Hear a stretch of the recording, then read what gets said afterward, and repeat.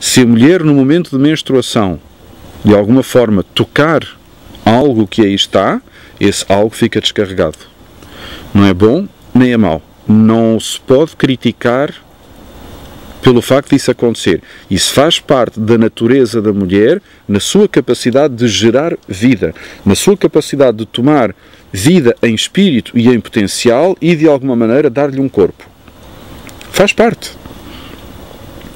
Mas, mais uma vez, como nós tínhamos dito antes, é importante caminhar em responsabilidade. E então, se nós estamos aqui juntos, uma família, rezando pela família, quando a mulher está no seu momento de menstruação, se tocar um objeto que nos ajuda a elevar um rezo, esse rezo vem para baixo. E é a família toda que sofre com isso. E quando a mulher volta da sua noite para o dia, ela não está a ser apoiada pela família. Então, a mulher faz parte da família o tempo todo. Faz parte do círculo o tempo todo.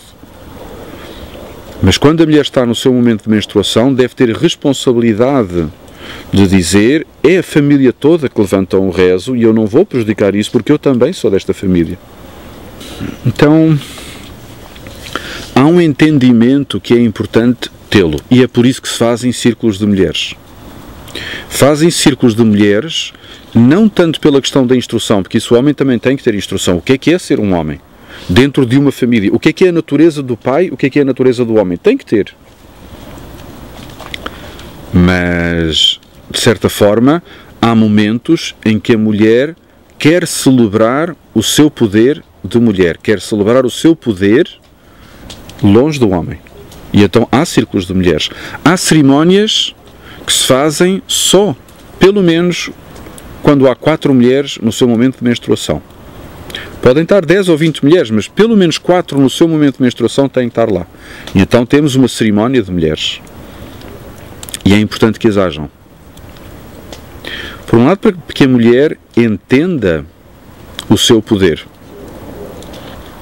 Por outro lado, para que a mulher nunca mais volte a permitir ao homem que a prive, através de qualquer tipo de sistema de crenças, do seu poder natural. Porque no momento que o homem privar a mulher do seu poder natural, não há mais um pai e uma mãe que se casam para gerar vida cultural, de certa maneira, a uma família, passa a ser uma família morta. Porque, de certa forma, há ali uma vida, e o homem tem todo um poder, mas é uma vida em potencial. Não passa disso. Por outro lado, há outra questão também que é muito importante, é que se a mulher tiver o cuidado de educar os seus filhos dentro deste respeito, quando os filhos crescerem e se tornarem homens, naturalmente eles vão respeitar a mulher. E naturalmente eles vão pedir à mulher que os respeite a si também. E isso é muito importante, porque então nós podemos caminhar em família, mas também em respeito e em confiança. E em visão do que é a natureza e o poder natural que temos todos ao estar aqui.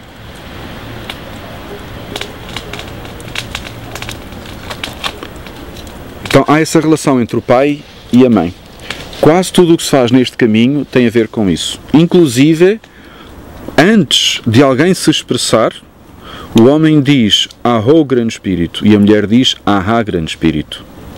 E de certa forma, só aí, ainda antes da gente dizer seja o que for, a gente já diz Grande Espírito, aqui hoje eu celebro que desta vez eu estou aqui como homem. E a mulher diz estou aqui como mulher, celebro que desta vez estou aqui como mulher. Da outra vez, quando a gente voltar ao caminho vermelho, logo se vê. Mas agora eu sou um homem e celebro isso, e eu digo Ahô Grande Espírito.